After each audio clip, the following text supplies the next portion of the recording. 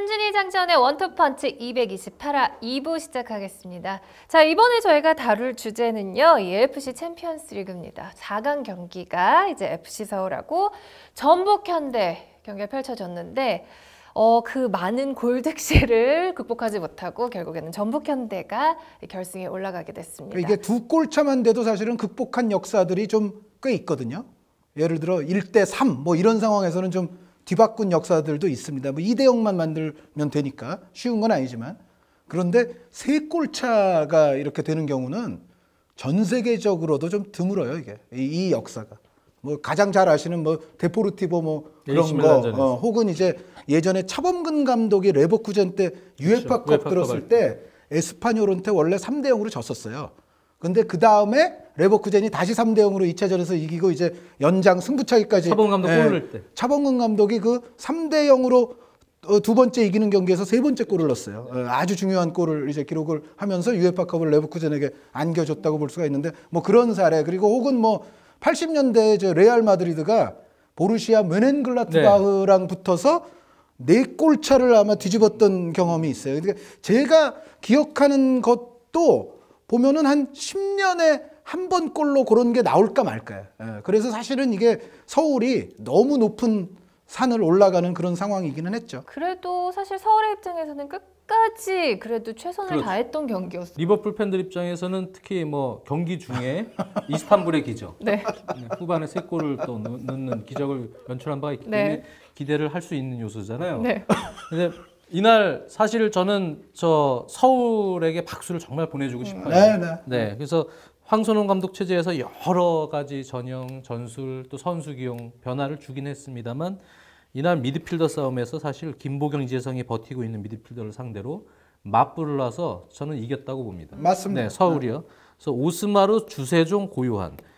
야, 이 3명의 미드필더가 제일 잘한 경기라고 보여져요. 그러니까 황선홍 감독 체제에서 여러 시스템을 가동했지만 특히 3미들, 역삼각형 3미들 체제에서는 지금 주세종, 오스마르, 고요한 요 체제가 가장 좋은 내용을 보였다. 이 경기에서.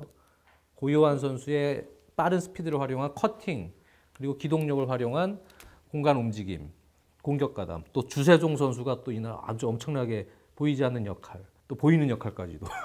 네. 패스, 공급, 또 커팅 이후에 아주 결정적인, 사실 그 결정적인 찬스에서 박주영 선수가 사실 아쉽죠. 주세종 선수가 다 만들어줬는데, 네, 그 골이 들어갔으면 사실 분위기가 어떻게 됐을지 모르겠는데, 그랬으면은 전북은 매우 불안해졌을 맞습니다. 거예요. 그래서 경기 내용 자체가 서울이 정말 좋았고, 오히려 앞에 있는 공격진 3명, 네, 아데박을 다 투입을 했는데 아데박의 컨디션이 3명 다 사실 좋지 않을 때입니다. 네, 그게 사실은 결정적으로 발목을 잡았다고 좀 보여지거든요. 이 세 선수가 어느 정도 괜찮은 컨디션만 유지하고 있었으면 저는 이 경기 이상한 흐름으로 갈 뻔했다. 네, 그러니까 아까 말씀드렸던 전 세계적으로도 10년에 한 번 나올까 말까 그런 일이 나올 비슷하게 가능했었던. 그러니까 저도 이제 제가 이 경기는 중계를 했었는데 경기 중에도 그 말씀을 여러 차례 드렸어요. 그러니까 황선홍 감독이 3-4-3, 3-5-2, 4-4-2, 4-3-3. 근데 결국은 지금 그 지난 주말 경기 이후에 4-3-3을 지금 이제 아마 남은 라운드도 황선홍 감독이 기본적으로는 이렇게 4-3-3으로 가지 않을까 보이는데, 4-3-3에서 최적의 중앙 미드필더 조합을 찾아냈다. 기동력이 좋은 고요한, 여기에 킥이라든가 또 득점에 가세해 줄 수 있는 주세종, 그리고 후방 플레이메이커로서 서울에서는 그래도 빌드업 시에 가장 그래도 역할을 해줄 수 있는 출발점 역할이 되는 오스마르. 이게 황선홍 감독이 그 많은 시행착오와 그 많은 실험 끝에 결국은 4백 기반으로 역삼각 낼 때는 가장 좋은 지금 조합을 결국은 찾아냈는데, 역시 장 의원님이 지금 정확하게 말씀해 주신 대로 제가 약간 그런데 아쉬웠던 대목은 이 박주영 선수나 대안 선수 중에 한 명 정도를 조금 빼고, 맞습니다. 아니면은 선발이 설사 그렇다 손치더라도 조금 더 일찍 반환을 내리고 조금 전진성 있는, 그렇죠. 윤일록 선수를 투입을 하는 것. 그리고 이날 선발에 사실 이규로 선수였는데, 이규로 선수가 레오나르도 선수를 지우는 데 있어서는 수비적으로는 그래도 역할을 상당히 했어요. 그런데 역시 서울은 이날 지금 골이 필요한 상황이었으니까 윤일록 선수와 더불어서 이 마지막에 또 멋진 골도 넣었던 고광민 선수, 이 두 선수를 조금 빠른 시간에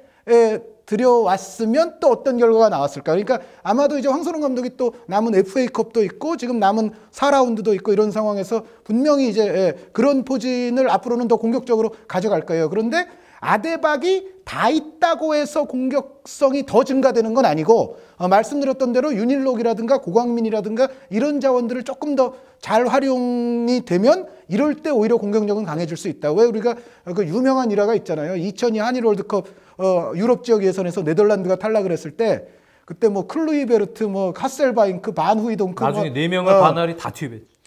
포워드를 투입을 해서 마카이까지. 로이 마카이 선수까지 그때 뭐 각 리그에 골 많이 넣는 선수는 다 네덜란드 공격수들이었는데 그 선수들을 이제 다 투입했다고 해서 공격을 더 잘했느냐? 그거는 아니죠. 그러니까 이 아데박이 물론 딱 나가면은 다른 이제 상대하는 팀 수비 입장에서는 분명히 어떤 그들의 존재만으로도 부담감이 느껴지기는 하겠습니다만 전체적인 최근의 컨디션 그나마 그래도 아드리아노 선수가 최근에 골이라든가 어시스트라든가 이런 맛을 조금 보면서 좀 좋아지기는 했습니다만 대한 선수라든가 박주영 선수가 지금 골이 안 터진 지가 굉장히 오래됐어요. 지금 8월 말에 골 터뜨리고 지금 계속 골이 없는 상태이기 때문에 이런 문제에서만 서울이 약간 수정을 가하면 전체적으로는 서울이 상당히 희망을 본 결과로 경기가 마무리됐다. 그러니까 탈락한 것 치고는 서울이 괜찮았다는 생각을 합니다. 이날 그 역대 전북전을 상대로 했을 때 또 전북전이 아니더라도 비단 황선홍 감독 체제에서 지금 있었던 경기들 중에서요.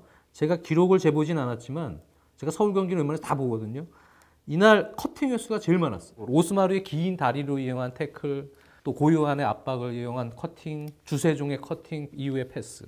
앞쪽에 조금 드리블러, 전진성이 있는 스피드가 있는 윙어가 배치가 됐었으면 이날 뒷걸음질 치는 수비를 하는 전북이 상당히 수비수가 부족한 위험한 상황에서 실점이가 많았거든요. 그 상황에서 분명히 위협적인 찬스들을 서울이 더 많이 만들지 않았었나, 한 의원님 말대로. 그래서 앞선에는 그러한 선수들이 배치되는 게 나을 뻔했다. 결과론적입니다만 이 세 명의 활약이 계속 유지가 된다면 이제 리그에서도 맞대결을 해야 되지 않습니까? 그럴 때는 이제 조금의 앞쪽 포지션의 선수 변화가 좀 필요하지 않나. 그러면 충분히 전북을 지금 이길 수 있는 경기 내용을 한번 보여줬다. 네, 생각이 듭니다. 두 분이 말씀해주신 것처럼 사실 탈락을 하긴 했지만은 서울 입장에서는 얻은 게 굉장히 많았던 경기였어요. 왜냐면 경기 자체도 2차전은 이겼고 그리고 또 이제 리그로 돌아와서는 또 우승 경쟁을 하잖아요. 지금 승점이 같고 골득실만 지금 차이가 나 있는 그 상황이거든요. 다득점도 살짝 밀려요. 네. 다득점이 중요한데. 네. 그래서 서울의 입장에서는 사실 손해본 그런 경기는 아니었다라고 그러니까 평가를 이제 서울이 해도 될 것 같아요. 승점도 늘려가야 되지만 앞으로 남은 라운드들에서 다득점에도 신경이 조금 쓰이거든요. 근데 다득점 하면서 이제 승점을 같이 늘리려면 말씀드렸던 대로 최적의 공격 조합을 지금 서울이 찾아내야 되는데 그 해답을 어느 정도 볼 수 있었던 경기니까. 그러니까 뭐 아데박이 같이 기용되는 것도 뭐 그런 경기도 또 앞으로도 있기는 하겠습니다만 근데 전북이 확실히 위력적인 게 있어요. 그러니까 제가 로페즈 선수 골이 터질 때도 이것도 상투적으로 하면 또 무에서 유가 창조된 거예요. 그러니까 그 순간적으로 돌아가는 움직임 한 번의 슈팅. 이것에서 이제 로페즈 선수가 서울의 숨통을 끊어놓지 않았습니까? 그런데 그 전북은 확실히 그게 뭐 레오 선수는 좀 경기 영향력이 좀 작으면서 교체가 됐습니다만 로페즈나 레오나 뭐 김신욱이나 다른 뭐 김보경, 이재성 이런 선수들 어떤 선수에게 걸리더라도 뭔가를 번쩍하고 만들어줄 수 있는 그러니까 경기력과 조금 흐름이 안 좋은 상황에서도 뭔가 그 흐름을 일거에 반전시키고 상대가 실수를 했을 때 그걸 응징을 누가 더 잘하느냐 역시 그 정도의 어떤 MSN을 연상케 하는 뭔가 그런 파괴력을 갖고 있는 거는 역시 전북이고 그 파괴력이 이제 R라인전에서도 잘 드러나길 바랍니다. 맞습니다. 자, 한 달 뒤에 또 결승에서 이번에는 우리 K리그 팀이 좀 이겨야 되잖아요. 맞습니다. 그 위협적인 모습을 좀 보여줘야 될 텐데요. 전북이 이제 2006년에 아주 어려울 때 우승을 한번 했었죠. 정말 눈물 나는 우승이었습니다. 역전의 명수. 네. 모든 경기가 드라마였어요. 맞습니다. 전북 그때. 팀 상황도 상당히 열악했고 재정적으로도 지금과 비교하면 천지 차이 아주 열악했던 상황입니다. 그 상황에서 우승을 일궈낸 적이 바로 10년 전입니다. 그 이후부터 사실 모 구단의 지원을 좀 많이 받기 시작했는데 알사드전에 아쉬운 결승전 패배가 있었고요. 특히 저는 역시 이 경기 결승전 또한 이제 로페즈 선수에게 기대를 많이 거는데 이 선수의 발전 속도를 보면 제주 유나이티드의 로페즈보다도 이제 다른 선수가 또 된 것 같고 모든 게 몸이 완전히 올라온 것 같아요. 그러니까 그 당시 제주 시절에는 드리블도 치고 파괴력이 있긴 했습니다만 지금처럼 이렇게 정돈된 파괴력이 형성되진 않았거든요. 조금 우당탕탕한 느낌이 있었는데 기량이 엄청나게 발전을 했어요, 로페즈 선수는. 네. 제가 봤을 때는 기복이 줄었어요. 맞아요. 그러니까 제주 때는 환상적인 날이 물론 많기는 했지만 예를 들어 3일이면은 이틀은 환상적이다가 이제 하루 쉬고 뭐 이제 이랬는데 요즘은 3일이면은 거의 3일 다 맞습니다. 꾸준하게 비슷한 경기력이 나오는 경우가 늘었죠. 맞습니다. 슈팅의 파괴력도 좋아지고 모든 뭐 밸런스, 터치, 뭐 드리블 이런 것들이 다 한 단계씩 올라가는 느낌이에요. 그래서 로페즈 선수를 보면 이 전북의 이 클럽하우스의 힘을 좀 느낄 수 있는 체계적인 어떤 선수 관리나 뭐 훈련 프로그램들이 또 로페즈 같은 선수를 또 이렇게 성장시키지 않았나 생각 들고 역시 상대 팀 아라인 경기는 저는 사실 이 팀 경기를 하이라이트만 봤어요. 한의원님이 지금 풀타임 경기를 보셨나요? 좀 잘 분석하셨는데 이제 알 자이씨와의 이 준결승을 봤는데 굉장히 재밌었어요. 저는 우리가 이제 어떤 의미에서? 중동 팀끼리 경기하면 네. 잘못하면 이거 서로 침대할 수도 있고 그리고 지금 현실적으로 아라인이 알자이시에 역시 2골이나 앞서 있는 상황이었기 때문에 이거 뭐 서로 침대하면 어떡하지? 뭐 이제 이런 생각도 물론 이제 알자이시 입장은 그렇진 않았습니다만 근데 그런 생각을 갖고 봤는데 너무 재밌는 거예요. 네. 경기 너무 재밌었어요. 네. 어떤 의미에서 재밌었다고 이게 말씀하시는 거죠? 그러니까 일단 결론부터 말씀을 드리자면 전북은 R라인을 충분히 경계를 해야 됩니다. 그러니까 R라인이 물론 이제 중간에 알 나스르라는 팀이 그 요즘 위조 요건 또 그게 그렇죠. 문제가 네. 있는데 그 위조 요건 선수를 출전을 시키는 바람에 알 나스르가 사실 알 자이시를 크게 이겨놓고 오히려 몰수패 당하는 뭐 그런 과정에서 또 아라인이 약간의 간접 이득을 좀 보기도 했습니다만 제가 봤을 때는 아라인이 결승에 올라올 자격이 충분하고요. 전체적으로 선수들의 일단 평균 기량과 어떤 탈압박을 해내는 어떤 트라이앵글 움직임, 이른바 삼각대형 만드는 움직임 이런 게 굉장히 좋고 팬 여러분들께서 모두 잘 아시다시피 우마르 압둘라흐만의 창의성은 이 선수의 기량이라든가 창의성은 뭐 우리나라 선수들도 잘하고 뭐 요즘 뭐 이란 뭐 또 잘하는 나라들이 있기는 합니다만 오마르 압둘라흐만은 적어도 아시아에서는 최상위권 선수인 게 맞아요. 여러 가지 차원에서 그리고 이 팀이 전술적으로도 기본적으로 또 두 가지를 갖고 있습니다. 그러니까 공격이 좀 더 필요할 때는 원톱에 더글라스 선수를 세우고 오마르 압둘라흐만 선수를 공격형 미드필더로 내리면서 그럴 때는 이제 이명주 선수가 수비형 쪽으로 좀 더 내려가면서 4-2-3-1 같은 포진이 펼쳐지기도 하는데 예를 들어 수비가 좀 더 필요하잖아요. 네. 그럼 이 팀이 전북과 유사한 4-1-4-1 내지 이제 4-3-3 같은 포진을 펼쳐요. 그럴 때는 더글라스 선수를 벤치에 앉히고 오마르 압둘라흐만 선수가 바르셀로나 메시 하듯이 제로톱 그 가운데로 올라갑니다. 그리고 그때는 아스프리아가 아주 빠른 선수가 그렇죠. 있더군요. 아스프리아라는 또 오른쪽 윙어가 있고 왼쪽에는 까이오 선수가 있는데 이럴 때는 이명주 선수가 약간 위로 올라가요. 이명주 선수와 아메르 압둘라흐만 선수가 역삼각의 위쪽, 그러니까 우리로 따지면 김보경, 이재성 이 역할, 김보경 선수 자리에 주로 이명주 선수가 쓰게 됩니다. 그리고 아래쪽에 바르만이라는 중거리포 능력이 있는 전문 수비형 미드필더를 하나 더 세워요. 그러니까 그 4-2-3-1을 쓸 때와 4-1-4-1을 쓸 때의 차이는 원톱을 빼고 4-1-4-1일 때는 수비형 미드필더를 하나 더 넣게 된다. 그러면서 이명주 선수는 이때는 조금 앞으로 더 이제 전진하는 역삼각형이 되는데 전체적으로 어떤 이 팀이 상황에 따른 어떤 전술적 변화를 줄 수도 있을 뿐 아니라 말씀드렸던 대로 탈압박에 좀 능한 편이에요. 그래서 전북은 그 기본적인 압박의 스타일이 약간 그 최철순 선수를 연상하면 좋을 것 같은데 좀 몸으로 이렇게 밀고 들어가는 게 있거든요. 약간 우당탕탕 밀고 들어가는 게 있는데 그럴 때 이 R라인이 특히 측면 공간에서 툭툭 원터치로 주고받으면서 탈압박을 해서 나오게 될 때는 전북도 조금 위험할 수가 있다. 이 말씀을 꼭 드리고 싶습니다. 6경기 정도의 좀 긴 하이라이트 버전을 찾아서 쭉 봤는데 전체적인 팀 색깔이 일단 공격으로 나갈 때 상대 수비 숫자가 적으면 확실히 이 선수들이 기술이 있고 그 풀어내는 능력이 좋더군요. 그래서 아랍에미리트 선수인 이 압둘라흐만, 오마르 압둘라흐만도 잘합니다만 조코로 나가는 형인 모하메드 압둘라흐만, 이 압둘라흐만 선수들이 삼형제인데 그 팀에 같이 있잖아요. 다 팀에 압둘라흐만이 4명이죠. 예, 근데 형제는 셋. 그리고 아메르는 이제 맞습니다. 관계없는. 네. 제일 큰 형은 부상 때문에 지금 못 나오고 네. 수비수입니다. 네.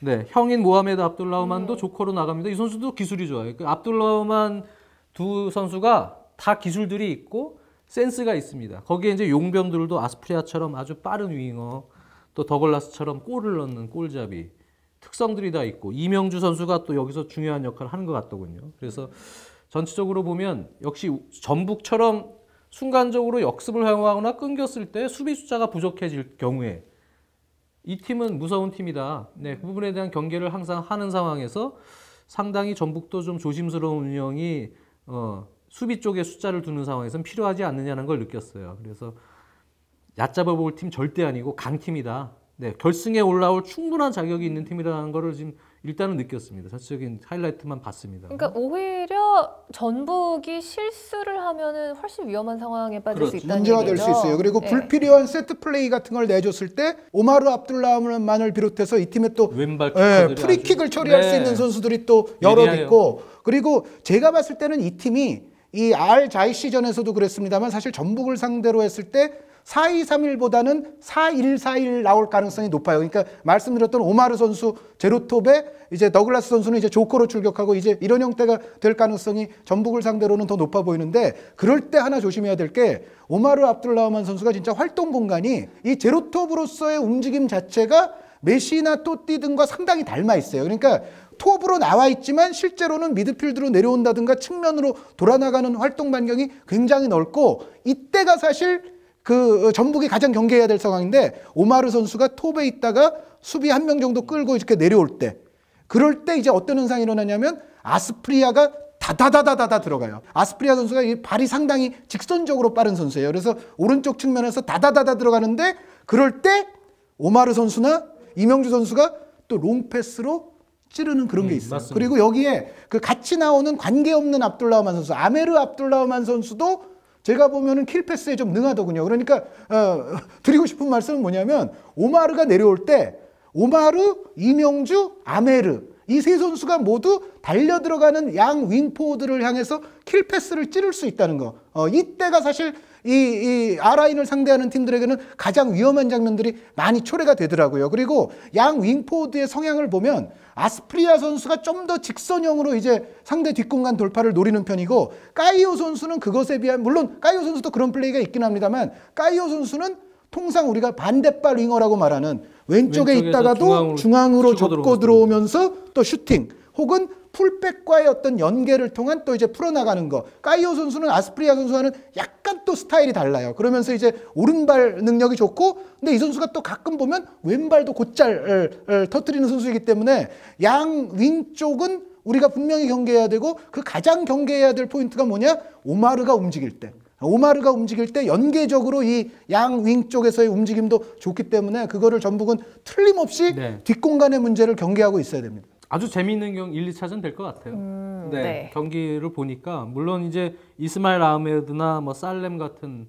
수비수들, 대표 선수들도 많은 팀이긴 합니다만, 수비를 놓고 봤을 때는 전북이 충분히 멀티골 이상을 넣을 수 있는 또 팀입니다. 그래서 수비 쪽에서의 밸런스, 미드필더 숫자를 그래도 2명 정도는 측면 커버를 할 수 있게끔 측면 쪽에서부터 들어오는 공격이 많기 때문에 그걸 잘 준비를 해놓고 전북의 색깔을 잘 발현한다면 상당히 재밌는 경기가 될 것 같아요. 네. 서로 좀 약간 골들도 많이 나오고 그런 상황에서 경기가 될 것 같습니다. 이 경기 할 때 저는 가장 궁금한 게 그 전북의 에이스 킬러 최철순 선수 아닙니까?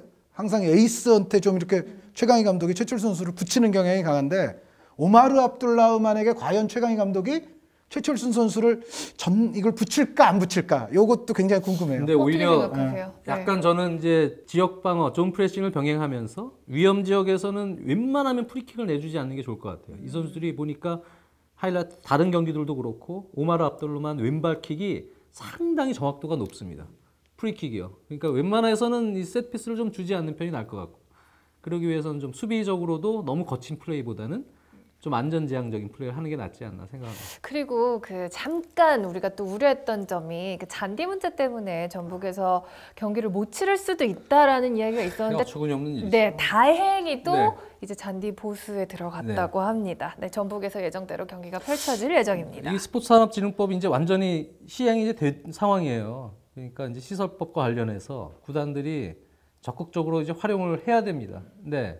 그러니까 근데 아직까지도 역시 공단이나 이런 쪽하고의 어떤 커뮤니케이션에서 딜레이 현상이 발생되는 뭐 이런 것은 빨리 이제 시정이 돼야겠죠. 네. 뭐 잔뜩 사실 겁을 주시긴 했지만 그래도 이제 K리그 팀이 AFC 우승을 할 때가 되지 않았나라는 됐죠? 네, 말을 겁 없이 한번 질러봅니다. 우리가 네. 2009년에서 2013년까지는 5년 연속 결승에 다 올라갔었고요. 그 가운데 이제 3차례 우승하지 않았습니까? 포항, 성남, 울산까지. 네. 예, 예, 그랬는데 사실 지난 2년간은 좀 이제 웨스턴 시드니, 뭐 광저우, 에버그란데 뭐 이런 팀들 모습만 좀 보였었다가 이번에는 때가 올려야죠. 됐습니다. 네, 때가 됐습니다. 올 때가 됐습니다. 예. 이번에 정말 전북은 뭐 챔피언스리그를 위해서 선수 보강을 했잖아요. 네, 올 시즌 이거 우승 못하면 안 됩니다. 네.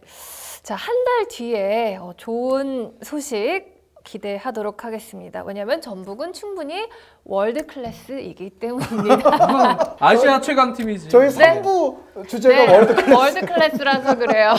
장 의원님은 네. 역시 철저해요. 내 목에 칼이 들어와도 할 말은 해요. 나는 바른 말을 하겠다. 자, 아시아 클래스에 대한 얘기는 여기서 마무리하도록 하겠습니다. 3부에서는 월드 클래스에 대한 이야기로 다시 찾아올게요.